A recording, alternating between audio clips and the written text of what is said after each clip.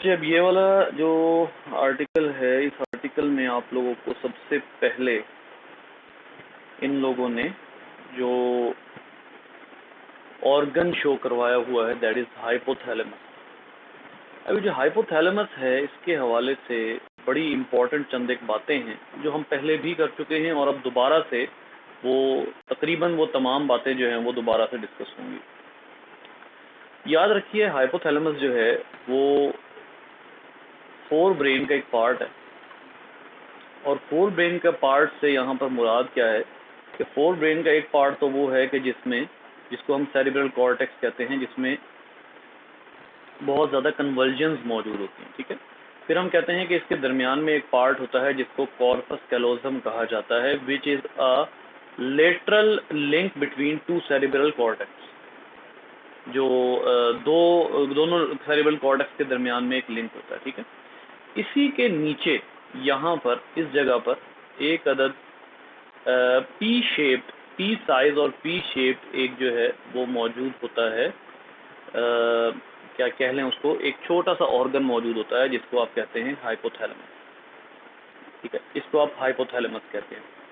ये एक ऐसा ऑर्गन है कि जो एक रिले सेंटर है, जिसके बारे में मैंने आप लोगों को उस दिन भी बताया था कि ये एक रिले सेंटर, जब हम ब्रेन पढ़ रहे थे तब हमने पढ़ा था कि हाइपोथैलेमस एक रिले सेंटर है between nervous coordination to chemical coordination. ठीक है, यानी कि ये नर्वस सिग्नल रिसीव करता है और उसको केमिकल सिग्नल्स में चेंज करता है। याद रखिए, दोनों तरह के प्रोसेसिंग यहाँ पर होती है। देखें, हाइपोथैलेमस की प्रोसेसिंग में कौन कौन शामिल होता है। हाइपोथैलेमस की प्रोसेसिंग में जो उसको स्टिमुलस रिसीव होता है ना, क्योंकि ऑब्वियसली उसने स्टिमुलस की जो है वो प्रोसेसिंग करनी होती है, तो किस टाइप के स्टिमुलस जो हैं वो रिसीव होते हैं, वो केमिकल स्टिमुलस भी हो सकते हैं। फॉर एग्जांपल, अब हाइपोथैलेमस को कैसे पता लगता है कि वाटर कम हो गया? अब इसको ये न्यूरॉन्स के जरिए तो पता नहीं लगता, न्यूरॉन्स के जरिए तो ये बात नहीं पता लगती कि वाटर कम हो गया है, बल्कि उसके जो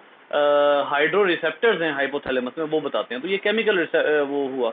लेकिन इसी तरीके से अगर ब्रेन से नर्वस स्टिमुलस आता है तो वो भी इधर रिसीव हो सकता है। ठीक है, नर्वस स्टिमुलस, तो इसका क्या मतलब हुआ कि ये दोनों तरह के स्टिमुलाई रिसीव करता है और उसको जो है वो प्रोसेस करके आगे लेकर आता है। तो अब यहाँ ये तो बात हो गई कि हाइपोथैलेमस जो है वो किस तरह काम करता है। ये हल्की, अभी मजीद बात होगी, अभी हल्की फुल्की जो है डिस्कशन इस वाले से हमारी हो गई। लेकिन उसके साथ ही जो हाइपोथैलेमस है, इसके नीचे एक और ऑर्गन मौजूद होता है जिसको हम क्या कहते हैं, जरा इधर गौर कीजिएगा। इस ऑर्गन को, बहुत ही इंपॉर्टेंट ऑर्गन है और इस ऑर्गन को हम नाम देते हैं पिट्यूटरी ग्लैंड।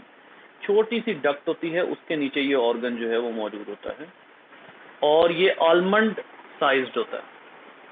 आलमंड की साइज का है, मतलब ये बादाम के साइज का है और बादाम की ही शेप का है। ठीक है, अब इसको मैं जो है वो थोड़ा सा एनलार्ज करके बनाऊंगा।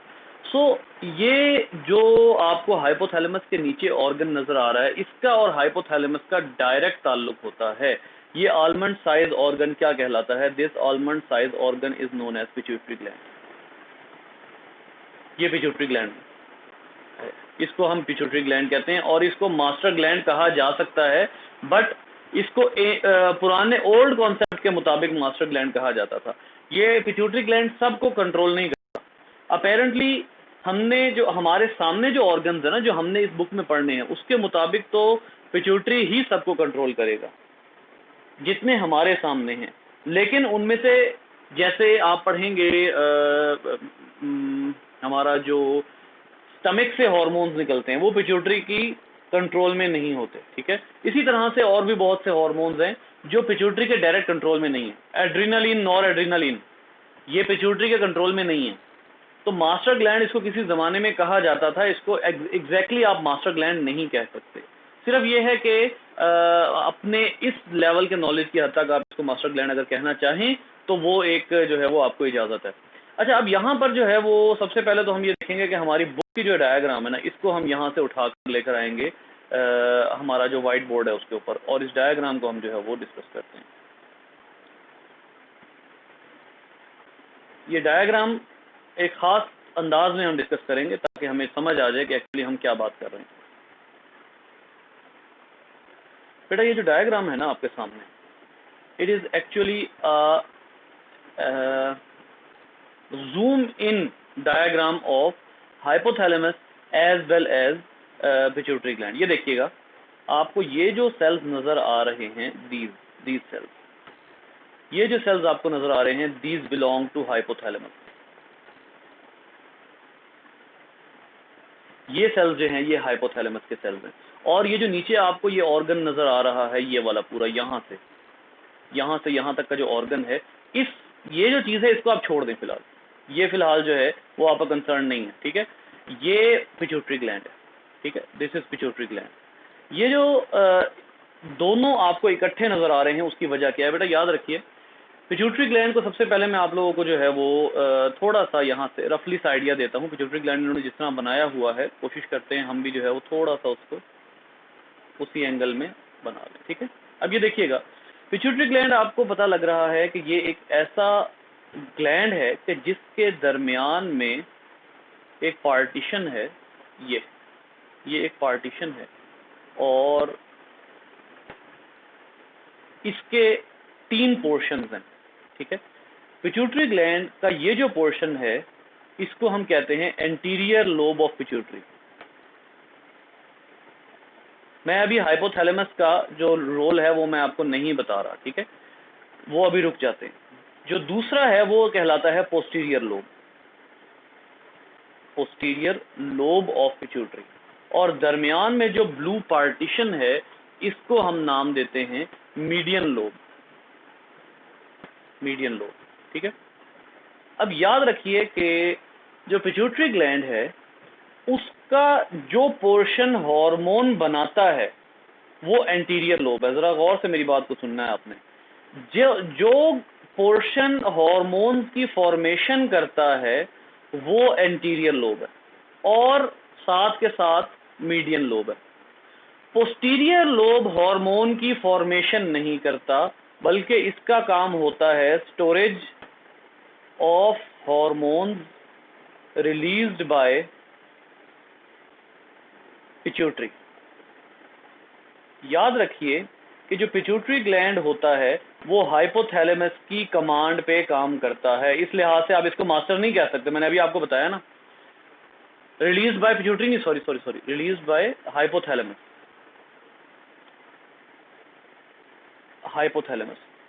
जो एंटीरियर लोब होता है ये अपने हार्मोन खुद बनाता है, फॉर्मेशन करता है हार्मोन की। पोस्टीरियर लोब फॉर्मेशन नहीं करता हार्मोन्स की, बल्कि पोस्टीरियर लोब का काम क्या होता है कि ऊपर से ये जो आपके पास न्यूरॉन सेल्स हैं जो हार्मोन्स बना रहे हैं। याद रखिए बेटा, हमारे जो बॉडी होती है ना, उसमें कुछ सेल्स होते हैं जिनको हम कहते हैं neuro endocrine cells. Neuro endocrine cells मतलब उनकी नेचर तो न्यूरॉन सेल वाली होती है। फॉर एग्जांपल, ये जो मैं इस वक्त आपको सेल बनाकर दिखा रहा हूँ, ये न्यूरॉन्स हैं, ठीक है। लेकिन अगर न्यूरॉन्स ही एंडोक्राइन फंक्शन शुरू कर दें तो इन सेल्स को आप क्या कहते हैं, इन सेल्स को आप नाम देते हैं neuro endocrine cells. Neuro endocrine cells का क्या मतलब है कि ये वो न्यूरॉन्स हैं जो किसका काम कर रहे हैं, एंडोक्राइन सेल्स का काम कर रहे हैं। यानी अगर ये एंडोक्राइन सेल्स का काम कर रहे हैं, इसका क्या मतलब है कि इनसे हार्मोन रिलीज होंगे, ये हार्मोन रिलीज कर रहे हैं। याद रखिए हाइपोथैलेमस, अच्छा चले हाइपोथैलेमस का कोई हार्मोन मुझे बता दें जो हाइपोथैलेमस रिलीज कर रहा हो। हाइपोथैलेमस कोई हार्मोन बना रहा हो, वो मुझे जरा बताइएगा।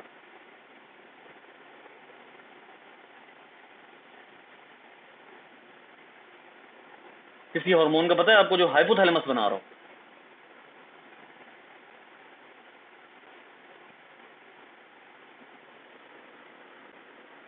हाँ जी, एक हार्मोन आपने शुरू से पढ़ा है और आपकी बुक में लिखा हुआ है कि वो हार्मोन पिट्यूटरी रिलीज करता है, पोस्टीरियर पिट्यूटरी रिलीज करता है। कौन सा है?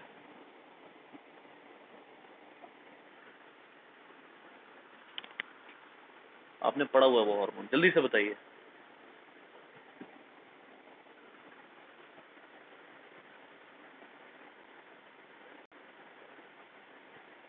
कोई नहीं बेटा, vasopressin anti diuretic hormone posterior pituitary से रिलीज हो रहा है।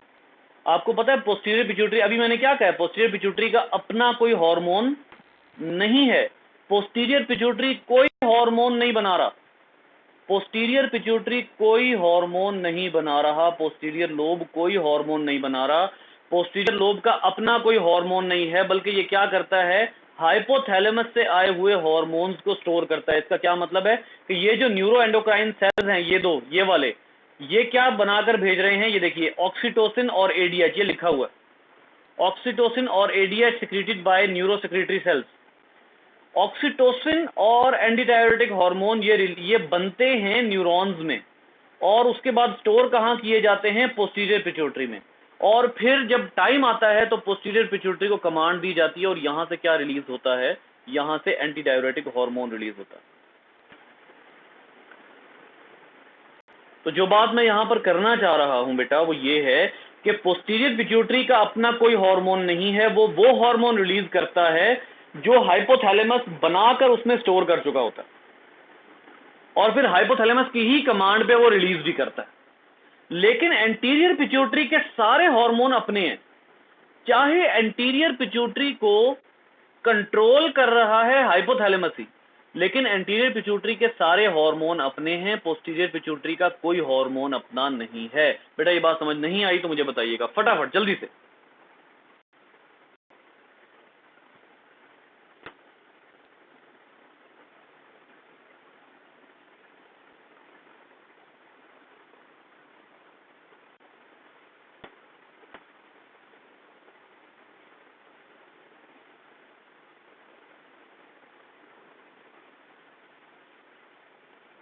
कुछ समझ आई भी है या कोई नहीं आई? ऐसा तो नहीं है कि बातें सर पे से गुजर गई?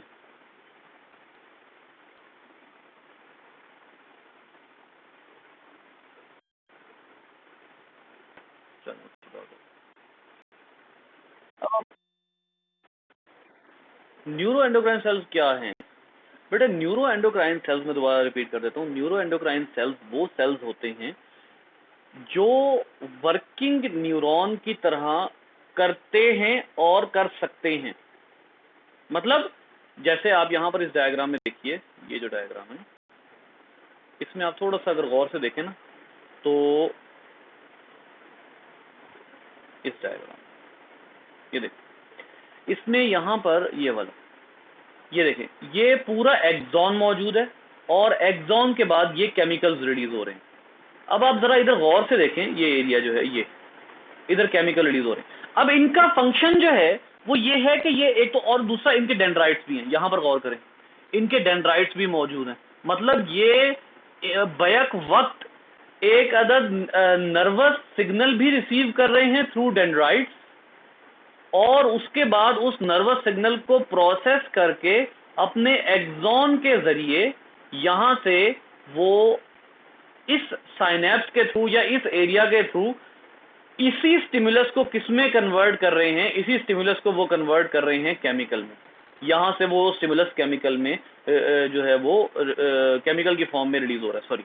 तो इसका क्या मतलब हुआ कि कोई भी ऐसा सेल जो बैक वक्त एक न्यूरॉन के तौर पर भी काम कर रहा हो और उसके साथ साथ सिक्रीशन भी कर रहा हो पर्टिकुलर पर्पसेस के लिए, ऐसे सेल्स को आप न्यूरो एंडोक्राइन सेल्स कहते हैं। मतलब नर्वस भी और एंडोक्राइन भी, दोनों फंक्शन ये परफॉर्म कर रहा है। जी बेटा, क्लियर हुआ? ये हमारी बॉडी में एक तो हाइपोथैलेमस है, ठीक है, हाइपोथैलेमस का मैंने आपको बताया, ये जो दोनों न्यूरॉन्स यहाँ पर गिवन है, ये और ये दोनों न्यूरॉन्स न्यूरो एंडोक्राइन है, और ये हाइपोथैलेमस का पार्ट है। ये मैंने आप लोगों को इसीलिए ये लाइन ड्रॉ करके दी कि ये हाइपोथैलेमस में यानी ब्रेन में, ठीक है। और दूसरा एक और जगह मौजूद होते हैं, मुझे कुछ बातें बताने दें, उसके बाद मैं आपको बताता हूँ कि ये हमारी बॉडी में एक और जगह कहाँ मौजूद होते हैं। मेरी इंफॉर्मेशन के मुताबिक एक और जगह है, और जगह भी हो सकती हैं, ठीक है। अब आइए जरा दोबारा से हम एक फर्जी डायग्राम ड्रॉ करते हैं अबाउट वो उसकी किसकी, ये जो हमारा है पिट्यूटरी ग्लैंड। अच्छा, मैं आप लोगों को ये दोनों जो हैं वो इकट्ठे पढ़ा रहा हूँ, उसकी वजह जो है वो अभी आप लोगों के सामने आ जाएगी, ठीक है।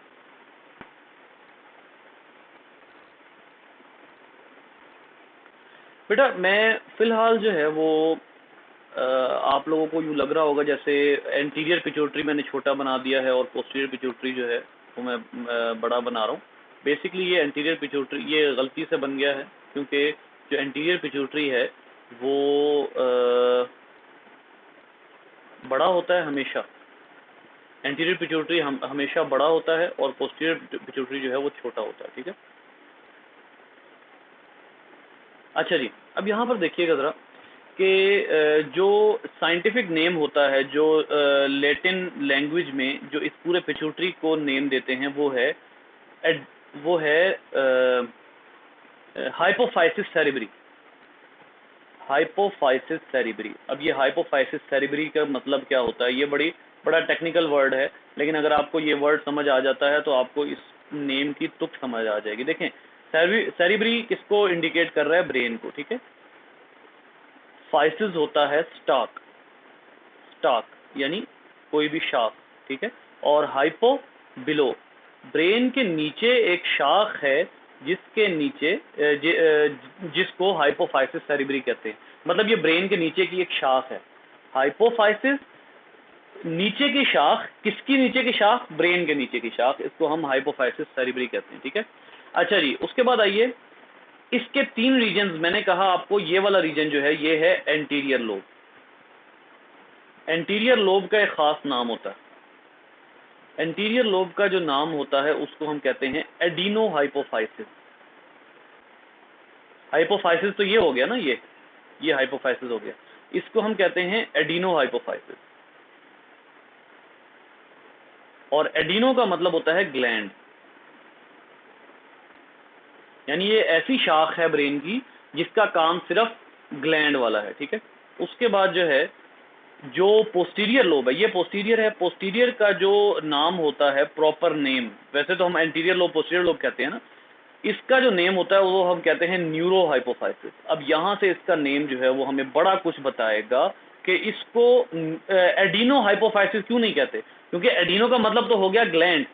तो पोस्टीरियर लोब को न्यूरो हाइपोफाइसिस क्यों कहते हैं, एडिनो हाइपोफाइसिस क्यों नहीं कहते? जरा गौर से सुनिएगा मेरी बात बेटा। अगर आप बात करते ना डेवलपमेंट की, डेवलपमेंट ऑफ एम्ब्रियो या डेवलपमेंटल स्टेज की, तो आपको पता है कि जो ओरिजिन है, ओरिजिन ऑफ एंटीरियर लोब, वो डिफरेंट है। एंटीरियर लोब का ओरिजिन डिफरेंट है, डिफरेंट टिश्यू। और जो ओरिजिन ऑफ पोस्टीरियर लोब है वो एक डिफरेंट टिश्यू है। अब ये एक बड़ी हैरत की बात है, मैं आप लोग को यहाँ पर एक बात लिख के देने लगा हूँ। Origin of posterior lobe is, गौर से पढ़िएगा, इज हाइपोथैलेमस। आपको पता है कि जो पोस्टीरियर लोब होता है वो एक्चुअली किससे बनता है, किस टिश्यू से? पोस्टीरियर लोब उसी टिश्यू से बनता है, डेवलपमेंट की बात कर रहा हूं मैं, डेवलपमेंटल रीजन की, डेवलपमेंटल टाइम की।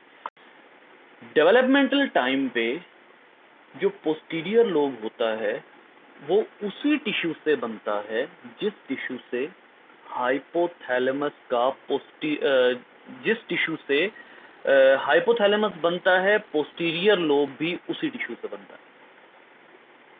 इसका क्या मतलब हुआ? इसका मतलब ये हुआ कि पोस्टीरियर लोब, मेरी बात को गौर से सुनिएगा, पोस्टीरियर लोब असल में पिट्यूटरी ग्लैंड का पार्ट नहीं है। पोस्टीरियर लोब असल में किसका पार्ट है? हाइपोथैलेमस का। लेकिन ये दोनों इतने क्लोज हैं, इतने क्लोज मौजूद हैं कि इनिशियली हमें क्या लगा कि पोस्टीरियर लोब पिट्यूटरी का ही पार्ट है, लेकिन पोस्टीरियर हमारी बुक्स में पिट्यूटरी का पार्ट ही बताया गया है, बट पोस्टीरियर एक्चुअली किसकी इलोंगेशन है? हाइपोथैलेमस की। मैं अपना जुमला रिपीट कर रहा हूं, हाइपोथैलेमस और पोस्टीरियर लोब ऑफ पिट्यूटरी का जो टिश्यू है वो सेम है, और जो एंटीरियर लोब ऑफ पिट्यूटरी और मीडियन लोब ऑफ पिट्यूटरी है, इनका टिश्यू सेम है। मतलब आप ये कहेंगे कि डेवलपमेंट के दौरान इसकी और इसकी सेपरेट डेवलपमेंट हुई है, और जो हाइपोथैलेमस और पोस्टीरियर पिट्यूटरी है उसकी अलग डेवलपमेंट हुई है। अब मुझे बताइए आपको क्या समझ आता है, इसको एडिनो हाइपोफाइसिस क्यों कहते हैं और जो पोस्टीरियर है उसको एडिनो क्यों नहीं कहते? क्योंकि बेटा ये उसका पार्ट ही नहीं है, ये एक्चुअली किसका पार्ट है, ये एक्चुअली नर्वस सिस्टम का पार्ट है। Posterior lobe of pituitary actually nervous system का पार्ट है, जो किसकी इलोंगेशन है, जो एक्चुअली हाइपोथैलेमस की इलोंगेशन है, जिसकी वजह से हम इसको क्या कहते हैं, हम इसको न्यूरो हाइपोफाइसिस कहते हैं, हम इसको एडिनो हाइपोफाइसिस नहीं कहते। एडिनो हाइपोफाइसिस सिर्फ उतना हिस्सा कहलाता है जो ग्लैंड का हिस्सा है, ठीक है। और बहुत सी बुक में मीडियन लोब को एंटीरियर लोब के साथ ही मिला देते हैं, लेकिन बहरहाल मीडियन लोब अलग से एग्जिस्ट करता है। तो इतना जो रीजन है ना, यहां से यहां तक का रीजन, इसका ओरिजिन ऑफ डेवलपमेंट सेम है और पोस्टीरियर लोब और हाइपोथैलेमस का ओरिजिन ऑफ डेवलपमेंट सेम है, लिहाजा पोस्टीरियर को न्यूरो हाइपोफाइसिस कहा जाता है और जो एंटीरियर है उसको एडिनो हाइपोफाइसिस कहा जाता है।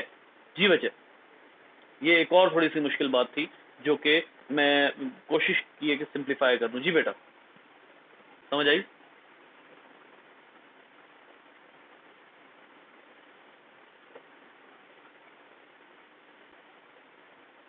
ये बिल्कुल ऐसे ही है कि जैसे एक स्टाक है, मेरा बाजू जो है इसको आप समझ लें कि ये ब्रेन से एक स्टाक आ रही है, ठीक है।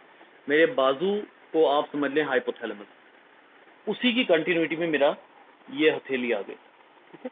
ये हाइपोथैलेमस, ये हथेली। अब ये जो है दोनों, इनका ओरिजिन सेम है। अगर इसके बिल्कुल साथ आके एक और ऑर्गन इसके साथ ही बन गया है तो क्या मैं इन दोनों को सेम पार्ट कहूंगा? नहीं। ये जो है ये बना है अलग टिश्यू से, जो दूसरा ऑर्गन इसके बिल्कुल साथ बना है वो बना है अलग टिश्यू से। इसका क्या मतलब हुआ कि इन दोनों का ओरिजिन ऑफ डेवलपमेंट सेम है, लिहाजा इसकी नेचर डिफरेंट है और जो अलग पार्ट है उसकी नेचर डिफरेंट है। विच मीन्स कि जो हमें पता लग रहा है वो ये है कि जो पिट्यूटरी ग्लैंड है वो एक्चुअली दो हिस्सों पर मुश्तमिल है। एक वो हिस्सा है जो प्योर ग्लैंड है, अब आते हैं बात के ऊपर। एक वो हिस्सा है जो प्योर ग्लैंड है और एक वो पार्ट है जो ग्लैंड नहीं है, बल्कि वो हाइपोथैलेमस के टिश्यू की कंटिन्यूटी है, जिसको हम ग्लैंड के तौर पर पढ़ लेते हैं। वो एक्चुअली ग्लैंड नहीं है। सो पोस्टीरियर पिट्यूटरी को आप एक्चुअली ग्लैंड कंसीडर नहीं कर सकते। अब हम यहाँ पर जो है वो ये गलत बटन प्रेस हो गया मेरे से। अब इसके बारे में मजीद जो है वो थोड़ी सी डिटेल पढ़ते हैं। बेटा आप लोगों को यहाँ तक कोई सवाल है या कोई प्रॉब्लम है, कोई रिपीट करवाना है तो बताएं जल्दी से, वरना अब आगे एक और मैं जो है वो इम्पोर्टेंट बात अब यहाँ पर बताऊंगा आप लोगों को। ये 3 इम्पोर्टेंट बातें जो हैं ये आप लोगों को आज पता लगनी चाहिए लाजिमन।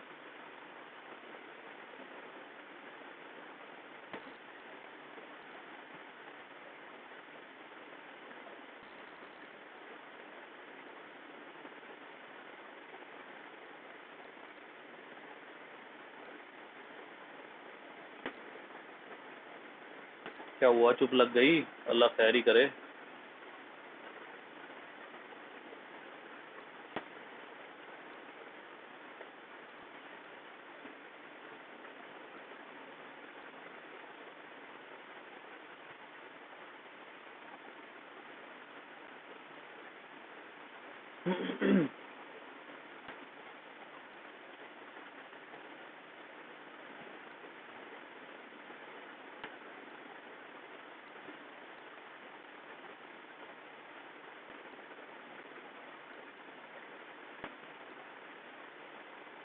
अब मैं आप लोगों को यहाँ पर इन दोनों का इकट्ठा रोल बताने लगा हूँ।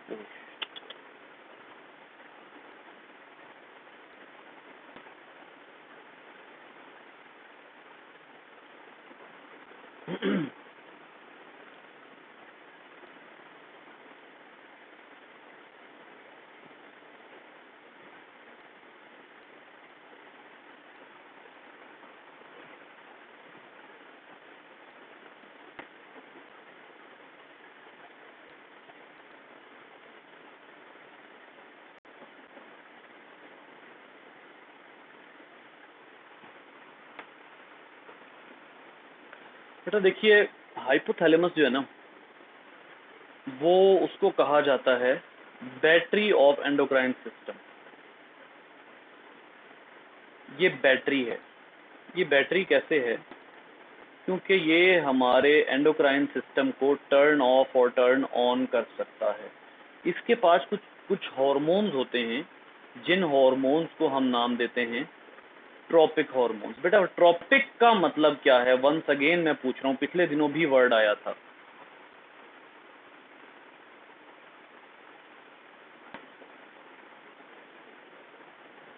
सॉरी, इसके पास ट्रॉपिक नहीं, हाँ इसके पास ट्रॉपिक हार्मोन नहीं होते, इसके पास ट्रॉपिक फैक्टर्स होते हैं, हार्मोन्स नहीं, ट्रॉपिक फैक्टर्स। जी बेटा, ट्रॉपिक का क्या मतलब होता है?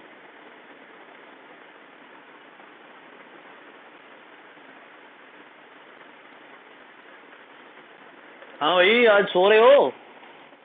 क्या हो गया? वो ट्रॉफिक था। यस, टर्न, शाबाश। ट्रॉपिक का मतलब होता है टर्न और ट्रॉफिक का मतलब होता है न्यूट्रिशन। मैंने पिछले दिनों आप लोगों को जो है वो ट्रॉफिक का मतलब बताया था न्यूट्रिशन का, ठीक है। दो वर्ड्स हैं, ट्रॉफिक, और वो एक्चुअली मैं ट्रॉफिक बता रहा था, साथ मैंने आपको ट्रॉपिक भी बताया था, दोनों बताए थे मैंने आपको, ठीक है। तो ट्रॉफिक जो है उसका मतलब होता है न्यूट्रिशन और ट्रॉपिक का मतलब होता है टर्न ऑफ या ऑन करने वाला। तो इसका क्या मतलब हुआ कि हाइपोथैलेमस के पास टर्निंग हार्मोन्स हैं जो हमारे एंडोक्राइन सिस्टम को ऑन और ऑफ कर सकते हैं, ठीक है। और ये टर्निंग हार्मोन्स कहाँ से कहाँ जाते हैं? अब मैं यहाँ ये इंटीरियर लोब बना देता हूँ जरा, मीडियन लोब, ये मीडियन लोब है, ठीक है।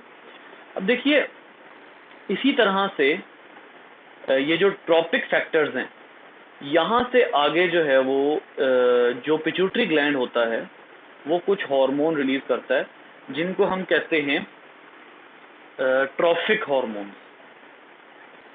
ये अब आप लोगों ने जो है याद रखना, ये ट्रॉफिक हार्मोन्स रिलीज करता है।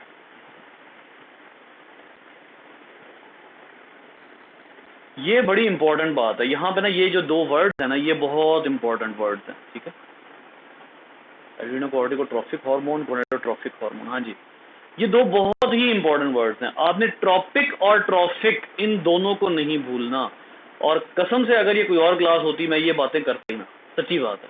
ये जो बातें हैं ये बहुत ही बारीकी वाली बातें, and believe me you will not need any MD-CAT concept if you follow these concepts today chemical coordination के हवाले से, क्योंकि इससे ज्यादा अगर आपको कोई बताता है तो वो आपको बहुत ऊपर लेकर जा रहा है। ये अभी भी मैं आप लोगों को आपके बुक के मुताबिक उस तरह ऐसा सच नहीं लेकर आ रहा, बुक की तरफ वापस लाया हूँ। ये जो बैटरी वाला वर्ड है ये बुक में लिखा हुआ है, बल्कि मैं आप लोगों को शो करवा देता हूँ, ये बुक में लिखा हुआ है। एक तो ये जो ये वाला जो पैराग्राफ है इसमें देख लीजिए, हाइपोफाइसिस सेरेब्री लिखा हुआ है, लेकिन इसके एंटीरियर और पोस्टीरियर लोब के नेम्स इसमें नहीं लिखे हुए। हाँ, वो जो स्टाक है वो इन दोनों को जो कनेक्ट कर रही है वो इन्फंडिब्यूलम कहलाती है।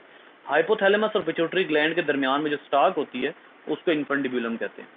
ये देखिए यहाँ पर इन्होंने लिखा हुआ है बैटरी ऑफ हार्मोन्स का, ये है in hypothalamus produce secrete of variety of hormones, one of the nerve clusters is oxytocin, other nerve cluster in hypothalamus produce and secrete a battery of releasing and inhibiting hormones। ये देखिए, अब ये क्या चीज है इसके बारे में बताना आप लोग ये जरूरी है, और ये बहुत ही इंपॉर्टेंट चीज है। याद रखिए ये दो वर्ड्स जो हैं, ये दोनों वर्ड्स अपने अपने लिहाज से अलग अलग यूज होते हैं। ट्रॉपिक का वर्ड कभी पिट्यूटरी ग्लैंड के लिए यूज नहीं होगा, ट्रॉफिक का वर्ड हाइपोथैलेमस के लिए यूज नहीं होगा। Tropic is the word for hypothalamus. ये देख लीजिए, जैसे ये देखिएगा यहां पर एक है, हाँ फर्ज करें कि ये हाइपोथैलेमस है, यहां से एक अदद हार्मोन निकलता है, एक अदद फैक्टर निकलता है, थायरोट्रोपिन रिलीजिंग फैक्टर। याद रखिए फैक्टर्स का ताल्लुक हमेशा हाइपोथैलेमस से होगा। हमारे जो हाइपोथैलेमस से फैक्टर्स रिलीज होंगे, पिट्यूटरी ग्लैंड से हार्मोन रिलीज होंगे। तो इसका क्या मतलब है कि फर्ज करेंगे आपको एक, अब यहाँ पर थोड़ा सा एक आइडिया लेते जाएं कि आपको जरूरत महसूस हो रही है थायरॉक्सिन की। थायरॉक्सिन कब रिलीज करवाना है? फॉर एग्जांपल एटीपी कम हुई हुई है, एटीपी कम हुई हुई है, आपको जरूरत महसूस हो रही है, किसकी नीड है इस वक्त? आपको थायरॉक्सिन की नीड है, ठीक है। आपको ब्लड के जरिए एक मैसेज जाता है, किस तक? हाइपोथैलेमस तक मैसेज जाता है कि भाई वी नीड थायरॉक्सिन, हमें थायरॉक्सिन चाहिए, ठीक है। थायरॉक्सिन की नीड को फील करते हुए हाइपोथैलेमस एक फैक्टर रिलीज करता है, थायरोट्रोपिन रिलीजिंग फैक्टर। ये थायरोट्रोपिन रिलीजिंग फैक्टर जो है ये इसमें से होता हुआ एंटीरियर लोब के पास आता है। एंटीरियर लोब एक अदद हार्मोन रिलीज करता है जिसको हम कहते हैं thyroid stimulating hormone, thyroid stimulating hormone. अब इसको आप स्टिमुलेटिंग भी कह सकते हैं, ट्रॉफिक भी कह सकते हैं, लेकिन फिलहाल स्टिमुलेटिंग हार्मोन आप लोगों की बुक में लिखा हुआ थायरॉइड स्टिमुलेटिंग हार्मोन। इधर देखिएगा, यहां से जब हमारी हाइपोथैलेमस को पता लगा कि थायरॉक्सिन की जरूरत है, हाइपोथैलेमस रिलीज करता है थायरोट्रोपिन रिलीजिंग फैक्टर, यानी थायरॉक्सिन को ऑन करवाने के लिए कमांड देता है। हाइपोथैलेमस की कमांड जाती है पिट्यूटरी एंटीरियर लोब के पास, एंटीरियर लोब रिलीज करता है थायरॉइड स्टिमुलेटिंग हार्मोन। ये जाकर एक्टिवेट करता है किसको? ये जाकर किसको स्टिमुलेट करता है? थायरॉइड ग्लैंड को स्टिमुलेट करता है, और थायरॉइड ग्लैंड क्या रिलीज करना शुरू कर देता है? थायरॉक्सिन। और जैसे ही थायरॉक्सिन रिलीज होगा, नीड पूरी होगी, तो इसको शट ऑफ और शट ऑन किया और टर्न ऑन किया जा सकता है। बेटा ये कौन सा फैक्टर है, शट ऑफ और टर्न ऑन वाला?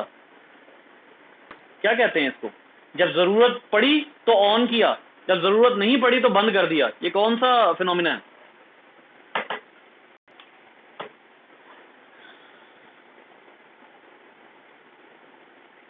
हाँ भाई,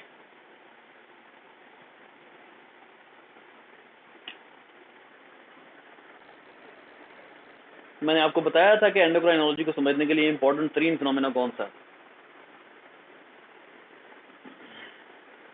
जो अगर आप समझ जाते हैं तो आप लोगों को केमिकल कोऑर्डिनेशन समझने में मुश्किल नहीं आएगी।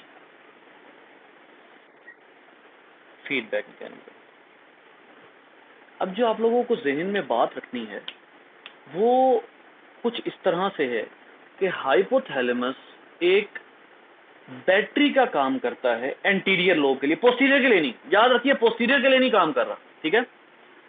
ये एंटीरियर लोब के लिए काम करता है, और बैटरी का, और बैटरी के लिए कैसे काम करता है कि जब इसने किसी हार्मोन को ऑन करवाना होता है, हार्मोन को रिलीज करवाना होता है, तो ये फटाफट उसका रिलीजिंग फैक्टर रिलीज कर देता है, ट्रॉपिक फैक्टर रिलीज कर देता है। ये ट्रॉपिक फैक्टर पहुंचता है पिट्यूटरी ग्लैंड के एंटीरियर लोब के पास।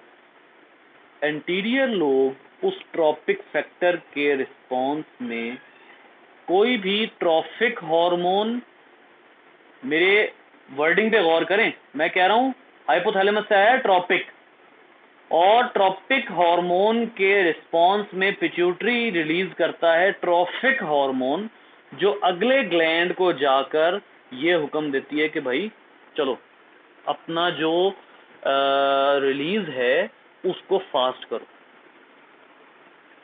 तो ट्रॉफिक हार्मोन पिट्यूटरी से रिलीज होंगे, ठीक है। और इनका कंट्रोल क्या है वो आप लोगों को जो मैंने हार्मोन्स वाले नोट्स दिए थे, अब वो निकाले। हार्मोन्स वाले नोट्स में जो सेकंड पेज है उसके ऊपर ये सारे के सारी फीडबैक मैंने दी हुई है। जो मैंने अभी आपको छोटी सी फीडबैक समझाई है, यही फीडबैक मैं आप लोगों को कल भी बताऊंगा, बट वो जो है वो आप लोग सही तरीके से उस वक्त समझेंगे जब आप लोग साथ साथ हार्मोन्स पढ़ेंगे।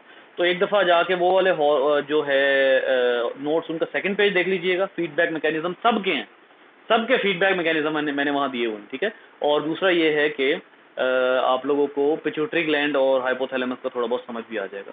तो कल हम प्रॉपरली पिट्यूटरी ग्लैंड स्टार्ट करेंगे। अभी फिलहाल मैंने आप लोगों को हाइपोथैलेमस बताया, पढ़ाया, हाइपोथैलेमस का पिट्यूटरी ग्लैंड से ताल्लुक, हाइपोथैलेमस का ब्रेन से ताल्लुक, हाइपोथैलेमस किस तरह से लिंक करता है केमिकल और नर्वस कोऑर्डिनेशन को, ये भी क्लियर हो गया। और उसके बाद बैटरी हार्मोन्स का क्या फंक्शन होता है, ठीक है। ये आप लोगों ने जो है वो बातें ज़हन में रखनी है, बाकी इंशाल्लाह गुफ्तगू कल करेंगे।